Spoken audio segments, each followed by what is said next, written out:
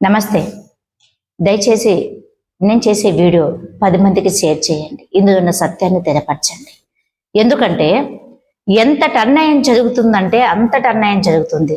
ఎక్కడ చూడు దోపిడీ, దొంగతనము, అత్యాచారము, అక్రమము, ఎన్ని కావాలంటే అన్ని మన తెలంగాణలో పుడుతున్నాయి. ఆలోచించండి మీరు. కులచిచ్చు ఒకటి, అన్యాయంగా ఒక వ్యక్తిపై దౌర్జన్యం ఒకటి, అన్యాయంగా భూమిని కబ్జా చేసేటోడు ఒకరు, అన్యాయంగా మనము ఓటేసి గెలిచిన తర్వాత నాయకులు మన పైన కక్షలు తీర్చుకోవడము, వాళ్ళ అధికార బలం, వాళ్ళ అండబలం, వాళ్ళ రాజకీయ బలం చూసుకొని పోలీసు డిపార్ట్మెంట్ను కూడా వాళ్ళ చేతిలో పెట్టుకోవడము. ఇప్పుడు అదే జరుగుతుంది. ఈరోజు 1000 కుటుంబాలు రోడ్డు మీద పడ్డాయి.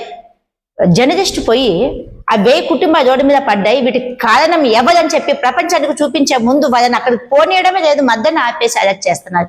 ఎక్కడ ఇలాంటి దౌర్జన్యం ఎప్పుడు జరిగిందా? నేను సీఎం గారిని ఒకటే అడుగుతున్నాను, రేవంత్ రెడ్డి అన్న గారు మీరు ఒకటి గుర్తు పెట్టుకోండి. మీరు గెలవకతోడికి ఈ స్త్రీశక్తి సంఘము, ఈ సంగీతక్కనే 8 సంవత్సరాలు మీద పాటు నడిచి ప్రయాణం చేసి ప్రతిదీ కూడా మీ అమ్మడి ఉండి అదే మనకి సీఎం గారు వస్తే ఎంతో హ్యాపీ ఉంటుంది కదా. ఎక్కడ చూడు అన్యాయం జరగకూడదు, ఎక్కడ చూడు అక్రమం జరగకూడదు, అన్ని మనం పట్టుకోవాలమ్మా, మనం చెయ్యాలమ్మా, నిరుపేదను కాపాడాలమ్మా అన్న సీఎం గారు ఈరోజు ఏమైపోయారు? అసలు ఏం చేస్తున్నారు? మీకు తెలియకుండా ఇవన్నీ జరుగుతున్నాయా? నేను రేవంత్ రెడ్డిని కానీ నిజంగా డైరెక్ట్ అడుగుతున్నా. ఈరోజు మీకోసము త్యాగం చేసిన మా దాంట్లో ఎందుకు మీకు గుర్తు రావడం లేదు? మీకోసము కష్టపడ్డం మేము ఎందుకు మీకు గుర్తు రావడం లేదు? అన్నాడు చెప్పిన మాటలు ఏమైపోయినాయి? అన్నాడు చెప్పిన నిబంధనలు ఏమైపోయినాయి? ఆనాడు చేసిన ప్రామిసులు ఏమైపోయినాయి? అన్యాయం ఎక్కడ కూడా జరగకూడదు, ఎక్కడ కూడా భూ కబ్జా జరగకూడదు, ఎక్కడ కూడా అక్రమం జరగకూడదు, ఎక్కడ కూడా దౌర్జన్యం జరగకూడదు, అవన్నీ ఆపేయాలమ్మా మన టీం అంతా కలిసి అని చెప్పి ఆ రోజు మీరు చెప్పిన మాటలు ఏమైపోయినాయి? గెలిచిన వెంటనే ఎందుకు మా మీద కేసులు పెట్టారు? ఎందుకు మమ్మల్ని ముందుకు రాణిస్తాడు లేదు? ఎందుకు ఇలాంటివన్నీ?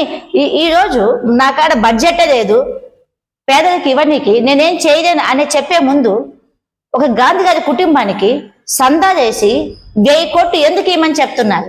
అసలు ఆ మాట మాట్లాడేటప్పుడు ప్రజలు నన్ను ఏమంటారన్న ఆలోచన మీకు లేకుండా పోతుందా? మిమ్మల్ని ఎందుకు మేము గెలిపించుకున్నది? గతంలో వచ్చిన రాజకీయ నాయకులు కానీ ప్రభుత్వాలు కానీ మాకు న్యాయం చేయలేదు, కాంగ్రెస్ ప్రభుత్వమైన న్యాయం చేస్తుందని చెప్పేసి మేము పెట్టుకున్న మా నమ్మకాన్ని ఎందుకు ఉమ్మా చేస్తున్నారు? ఎందుకు మట్టిపాలు చేస్తున్నారు? ఎందుకు ఎక్కడ పడితే అక్కడ మీ విషయం మాట్లాడితే మమ్మల్ని అరెస్ట్ చేపిస్తున్నారు? ఎందుకు పోలీసు డిపార్ట్మెంట్ మా పైన దౌర్జన్యం చేసేదా మీరు ఎందుకు అలా ఆర్డర్ ఇస్తున్నారు? నేను సీఎం గారిని మళ్ళీ అడుగుతున్నా, ఒకటే మాట అడుగుతున్నాను.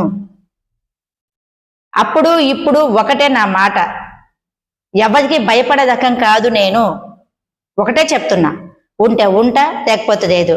ఉంటే ఆత్మకు, లేకపోతే బండాత్మకు. నా ప్రయాణమే ఇది. మీకు ఇష్టం వచ్చింది చేసుకోండి. నేను మళ్ళా చెప్తున్నా, మీ నుంచి మేము ఒకటే ఆశించినాం, అన్ని చూసి అన్ని ప్రయత్నించిన ఒక మంచి మనిషి గెలిపించుకుంటే ఇతని సీఎం అవుతే గిరా మా దాంట్లో న్యాయం జరుగుతుందని చెప్పేసి ఎన్ని రాజకీయాలు ఎన్ని పార్టీలు వచ్చినా మారకుండా కష్టపడి మిమ్మల్ని గెలిపించుకున్న తర్వాత ఈరోజు తెలంగాణ మొత్తం కబ్జా పాలైపోతుంది. ఒకసారి ఆలోచించండి, మీకు తెలిసి జరుగుతుందా తెలియకుండా జరుగుతుందా అన్నదే మా ఆలోచన. మీకు తెలియకుండా జరుగుతుందంటే గినా నెక్స్ట్ కూడా సీఎం కాదు మీరే. మీకు తెలిసి జరుగుతుందంటే గినా ఆ తర్వాత మేమేం చెప్పలేం. ఉంటాం.